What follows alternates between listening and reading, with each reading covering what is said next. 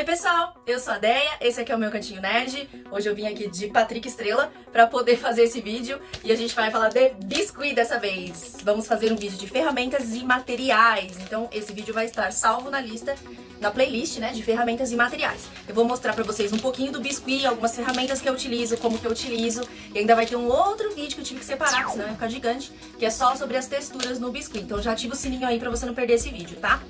E é isso, gente, eu não vou enrolar muito porque o vídeo é grande, esse é o assunto que a gente vai falar, espero que vocês gostem e aproveitem bastante. Se você quiser contribuir com alguma dica, de alguma forma que você utiliza, porque a gente pode usar isso aqui para várias coisas, gente, muitas coisas diferentes. Então tem muitas formas de utilizar, muitas ferramentas e jeitos de usar as ferramentas, então tem muita coisa que a gente pode aprender aí, diferente uns com os outros.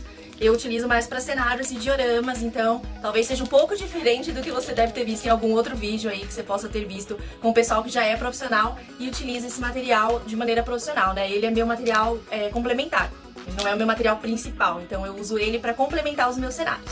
Mas eu acho que vocês vão gostar bastante, dá pra fazer muita coisa com ele. Vale a pena sim a gente tentar aprender a mexer nele. Bora pro vídeo então? Então bora!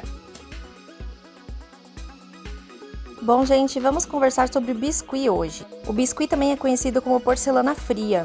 E você pode comprar ele nesse pacotão bem grandão, de quase 1 kg, ou nesses pacotinhos de 90 gramas que tem várias opções de cores. Também existe esse pacotão de quase 1 kg aí com várias opções de cores e também a branca e a natural, que você pode usar para tingir. Quando eu uso o biscuit para cenários, eu pinto ele depois, então eu posso usar ou a tinta PVA ou a tinta acrílica, como vocês estão vendo nessa base aqui, ó. O importante é sempre pintar após o biscuit estar bem seco, ele não pode estar úmido, se você pintar com ele úmido, ele vai encolher e a tinta vai rachar.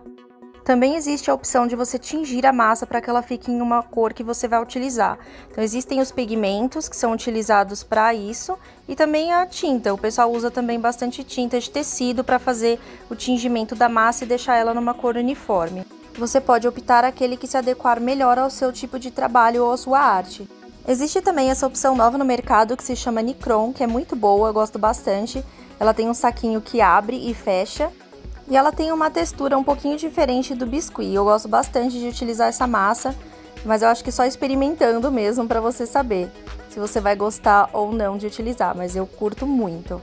Eu vou pegar aqui um pedacinho da massa de biscuit normal e um pedacinho da Nicron para a gente poder fazer uns testes e eu mostrar para vocês as opções de ferramentas que a gente tem. Uma das partes importantes que serve para qualquer tipo de massa é que precisa sovar, ou seja, você vai precisar amassar bastante ela.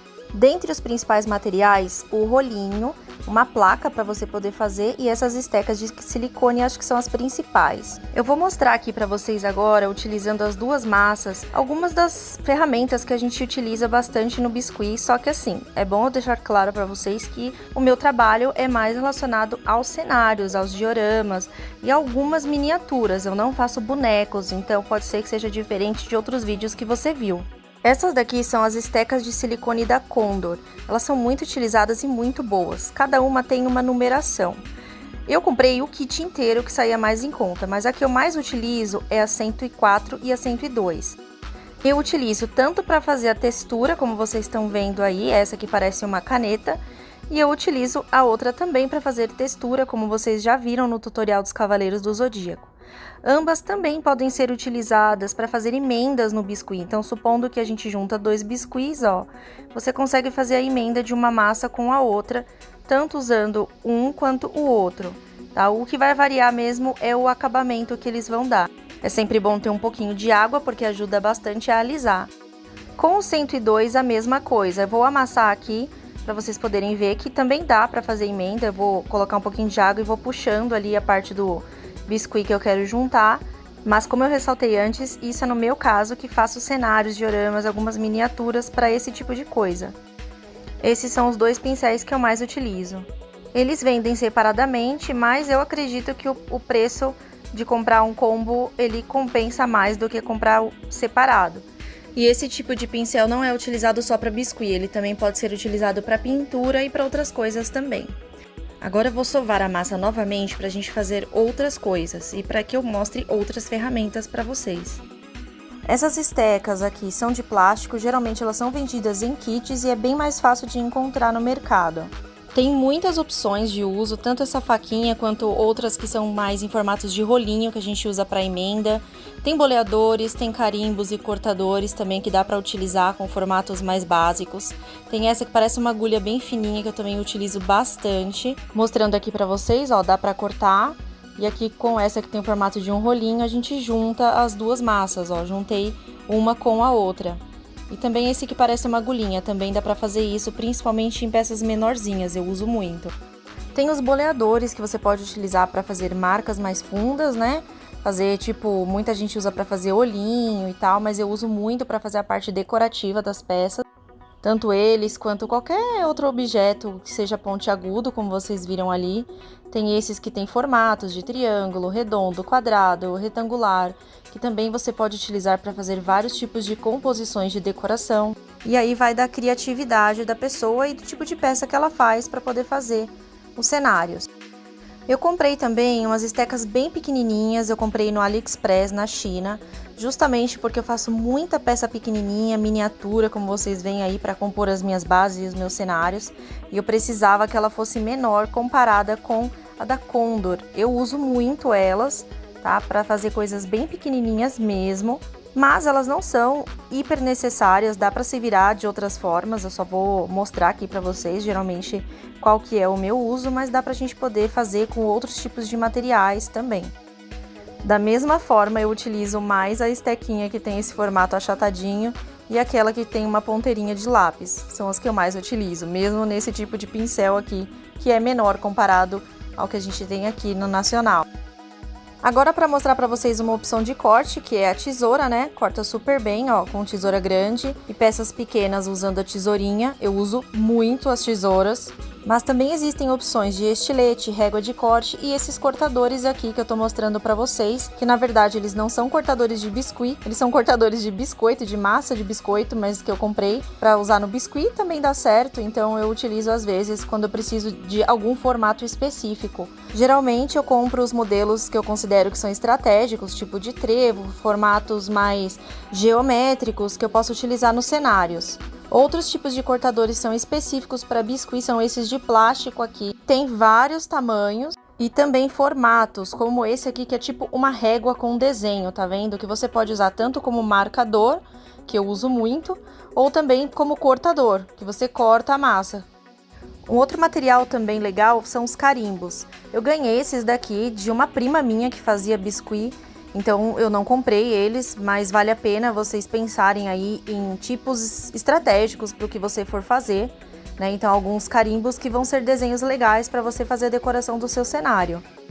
Uma dica legal é que toda vez que eu mexo com biscuit eu tenho um potinho para tampar a massa que eu não tô usando, assim ela não resseca tão rápido. Outra coisa que eu também sempre tenho que ter perto de mim é alfinete, palito de dente, cotonete para poder limpar o biscuit quando eu preciso, ou também pode ser algodão, caso você prefira, você pode usar algodão com palito. Eu também sempre tenho um lenço umedecido perto de mim para poder limpar principalmente a minha mão, mancha de tinta, essas coisas. Para colar é legal vocês terem a cola branca PVA, então se vocês forem colar o biscuit molhado, a cola branca é o melhor, ou até mesmo a água cola quando o biscuit tá bem úmido ainda, e a gente usa muita água para poder fazer alisamento e as emendas. Quando o biscuit já secou, a gente usa cola instantânea para poder colar um no outro. Então, para resumir, se você quiser começar a trabalhar com biscuit, os materiais que eu acho legal você ter de investir seria o rolinho e pelo menos essas duas estecas de silicone, que elas ajudam muito. Caso não seja possível fazer esse investimento, existem outras possibilidades também que a gente vai falar. Para substituir essa placa antiaderente, você pode utilizar um EVA, pode ser desse grosso ou fino, qualquer EVA. E vocês vão ver que eu vou abrir aqui uma massa para vocês verem e ela não gruda, tá vendo só?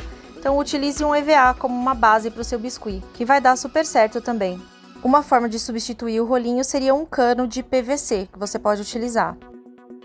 Eu vou mostrar aqui para vocês umas ferramentas improvisadas, desculpa o sol aparecendo aí, mas uma delas muito utilizada é a agulha de crochê, justamente por ela ter esse formato redondinho, bem cilíndrico. Eu utilizava as da minha mãe, mas já faz muito tempo que eu não uso, por isso que elas estão assim já toda gastinha. E o palito de churrasco também pode ser, palito de dente, vocês também podem improvisar usando esses materiais logo de início. Eu vou mostrar aqui para vocês mais ou menos como que eu utilizava esses materiais. Eu vou abrir aqui usando o sol como separação da minha massinha.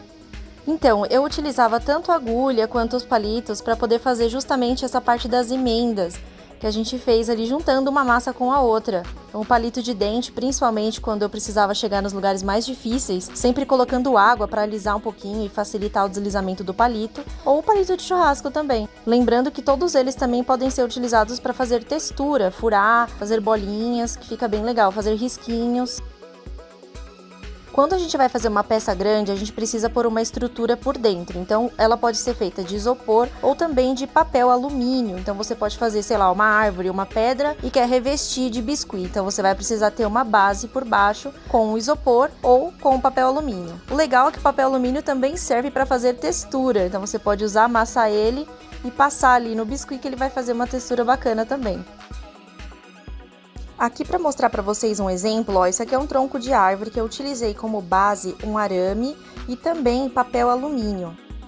E eu revesti ele de biscuit. Quando a gente utiliza arame, geralmente o pessoal que usa bastante usa arame galvanizado para não ter o problema de enferrujar. Então quando você for pesquisar, procure por arame galvanizado. Usam muito para colocar dentro das estruturas de corpinhos, de bonecos. E é bem legal porque ele deixa a peça um pouco mais flexível. Então, como vocês estão vendo aqui, ó, nessa rosinha, eu coloquei o arame e depois que ele seca, eu consigo dar o formato que eu quiser para se adequar melhor no meu cenário ou na posição, por exemplo, do seu toy, do seu boneco, caso você esteja utilizando para fazer figuras. Agora que a gente já falou todas as partes do biscuit, a gente precisa finalizar com algum tipo de proteção, que pode ser um verniz, tanto o verniz brilhante quanto o verniz fosco, que vai de acordo com a sua preferência. Eu prefiro utilizar verniz de spray, porque ele deixa um acabamento melhor, ele não deixa aquelas marcas de pincel. Eu gosto do fosco. Mas existe o brilhante também, se você quiser comprar. Ele tem, assim, um custo mais caro do que os outros, mas se você for ali precisar proteger sua peça, eu acho que vale a pena o investimento. Principalmente se você estiver vendendo elas, é importante você mandar para o cliente bem protegida. Alguns dos materiais que a gente utiliza se fixam com verniz, então, por exemplo, esses pozinhos que vocês vão ver ainda em outros vídeos, o verniz ajuda a fixar. Uma opção que muita gente usa é passar a cola branca na peça. Vai dar um acabamento parecido com o verniz brilhante, tá? Ele vai ficar brilhante depois que secar. No início fica tudo branco, mas depois ele vai ficar com aspecto transparente e brilhante.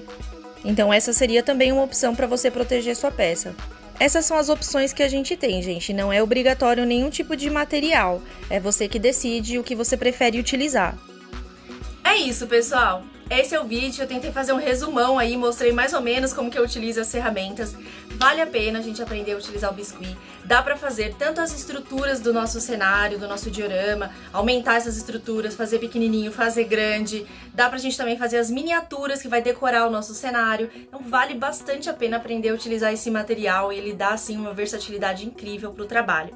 Eu acho que vocês vão gostar bastante. Eu vou mostrar aqui algumas figuras aqui do lado, eu acho que desse lado aqui que vai caber mais, onde já utilizei o biscuit, então eu já utilizei muito na parte de estrutura dos meus cenários, tipo fazer a casa do Bob Esponja, fazer castelo.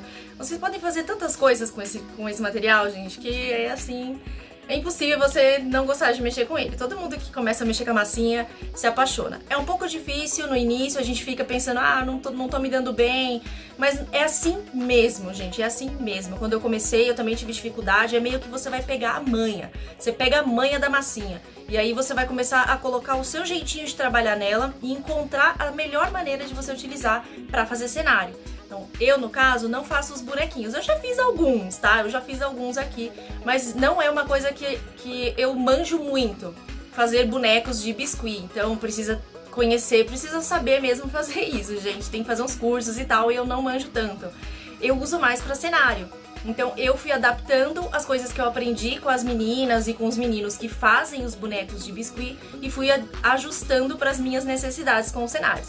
É mais ou menos assim, gente, vai ser assim com todo mundo. Por isso que é tão legal a gente compartilhar as nossas ideias, o que eu aprendo com o pessoal, né? Eu também posso tentar ensinar pra vocês a forma como eu utilizo e ajudar alguém dessa forma também. Então, se você souber alguma forma diferente, vem aqui e conta pra gente também, porque a gente pode aí espalhar mais conhecimento de arte e fazer muitas coisas legais pros nossos colecionáveis e deixar o universo geek muito mais da hora.